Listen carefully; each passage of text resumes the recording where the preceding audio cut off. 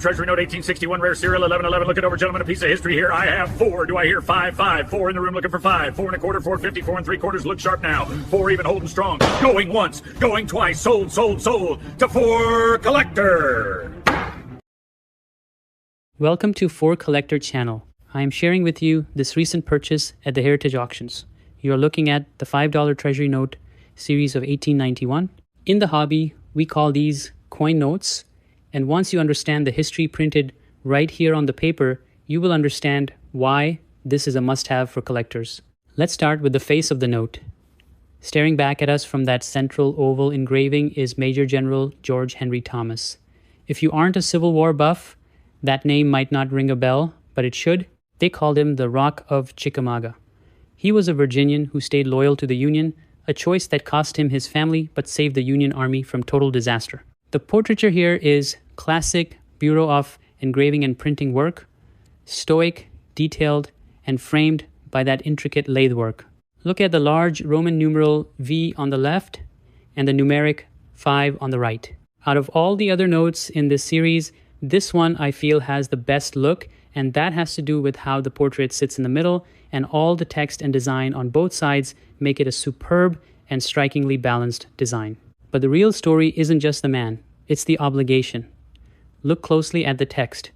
The United States of America will pay to bearer $5 in coin, not silver like silver certificate, not gold like gold certificate, but instead just coin. This note was born from the Sherman Silver Purchase Act of 1890. It gave the Secretary of the Treasury the discretion to pay you in silver or gold. But here's the kicker. To keep confidence high, the Treasury almost always paid in gold. This drained the nation's gold reserves and helped trigger the massive panic of 1893. This piece of paper right here represents the financial chaos that nearly bankrupted the US government. This is a Friedberg 363. We can date this specific note to the mid-1890s because of the signature combination of J, Fount Tillman, the Register, and D.N. Morgan, the Treasurer. Now, look at that serial number B9236111, followed by a solid red star. The star was a standard terminal marker for the serial block at this time. So this is a regular note and not a replacement note. It was a security measure to close the line, not a sign of a reprint. So while it looks cool, it doesn't carry the modern star note premium, but this red star does, creates a beautiful aesthetic balance with that bright red scalloped treasury seal. Flip it over and you see that glorious green ink. This is the fancy back design. The previous year, 1890, had the more expensive ornate back, which was filled with ink from edge to edge.